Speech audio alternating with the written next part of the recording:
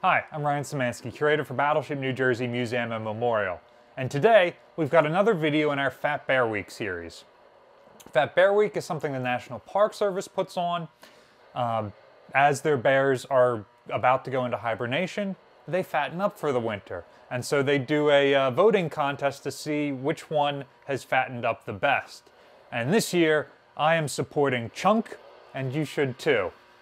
Battleship New Jersey is in no way associated with the National Park Service, nor are we getting any money for that. I just really like Chunk.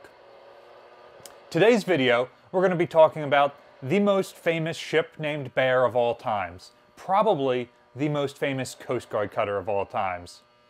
And that is, well, the Coast Guard cutter Bear.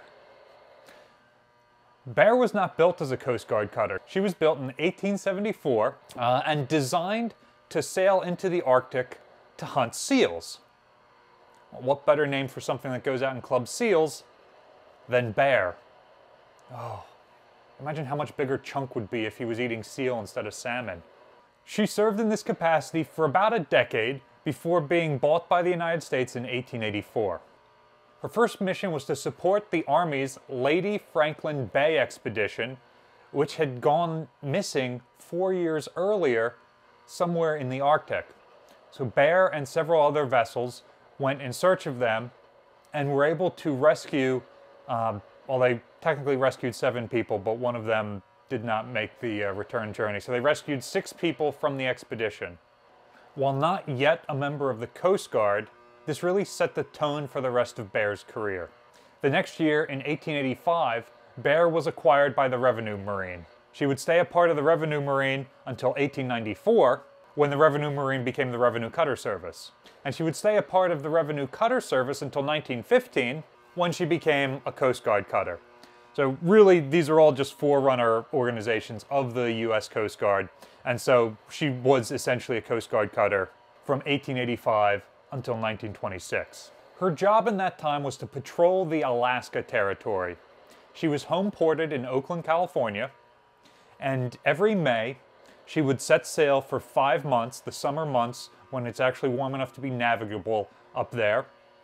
She would patrol that area, doing all sorts of work, and then after those 5 months, she would come back to Oakland for a refit over the California winter, and then return north the following summer. During this time, Bear was essentially the only United States government asset in the Alaska Territory. And she served as judge, doctor, and police for the natives, the sailors, and the settlers. Her most famous commanding officer is undoubtedly Michael Healy. He is today credited with being the first black person to ever command a government vessel, although he was only 1/4 black and identified as Irish Catholic. Healy's fair treatment of fishers and indigenous peoples alike have earned him enduring respect to this day, especially among Alaskans. Perhaps his most important achievement during his career was the introduction of Siberian reindeer to Alaska. Realizing, because of his long tenure on the Alaska station, he realized that a sustainable food source was necessary, and recognizing that you can't really plant that many things up there, he sailed over to Siberia and bought reindeer with his own money, which he introduced to Alaska, using his command to transport them. One of Bear's most famous operations was known as the 1887 Overland Rescue. A number of whaling vessels were trapped in the Arctic ice, and they did not have the supplies to last until the spring thaw. So Bear did a relatively rare winter deployment, sailing out of Oakland when she would normally be refit, and using her 6-inch thick wooden hull, battered her way like a proto-icebreaker as far north as she could. But she only got within about 80 or 90 miles of the trapped sailors, so her surgeon and some of her officers took to dog sleds, and knowing they were the only hope of the whalers, completed the mission themselves. This involved herding reindeer and driving them across the ice to the whalers so that they had food to survive until the thaw. Can you imagine herding over 500 reindeer using dog sleds?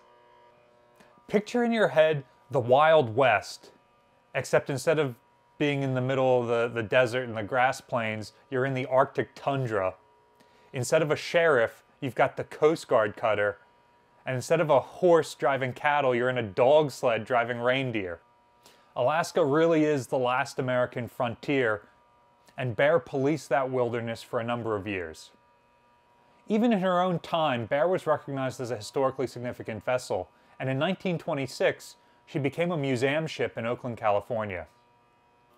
She served in this capacity until 1932, when the famous explorer Admiral Byrd bought her to use for his Antarctic operations, making Bear one of only a few ships that's operated in both the Arctic and the Antarctic. She was the set of the movie Seawolf, based on the book by Jack London, and even makes an appearance in my favorite book, The Great Pacific War, where she's captured by the Japanese and used to torpedo American battleships in Dutch Harbor. Seriously, The Great Pacific War, amazing read, you've got to check it out. In 1939, she becomes USS Bear and joins the US Navy on Antarctic operations. Then she returns to the Arctic for the Greenland Patrol between 1941 and 1943, making her the oldest American vessel to operate in a war zone. The only two commissioned warships older than her at that time were Constitution and Constellation, which were stationary back home on the East Coast. In 1948, she was decommissioned for the last time and returned to her previous career as sealing because she wasn't old enough yet at this point. In 1960, her active career was finally behind her. Thank God they finally gave the girl a break after nearly 100 years of service. Remember, she was commissioned in 1874. Several towns competed to get her as a museum ship, including Oakland and San Francisco. However, she was bought to be turned into a floating restaurant in Philadelphia instead. Unfortunately, she never made it. While being towed off the coast of Nova Scotia, she was run through a severe storm, which caused her mast to fall off and punch a hole in the side of the ship that caused her to sink. Her wreck was finally found in 2019 and confirmed in 2021. In total, the ship saw 89 years of service, including 47 with the United States. Bear is undoubtedly one of the most historically significant vessels to ever serve with the United States military, and it's a shame she couldn't have been preserved as a museum ship. Had you ever heard about her before? Let us know in the comment section down below. Also, let us know which bear you're voting for in Fat Bear Week, unless you're voting for someone other than Chunk. I don't care then.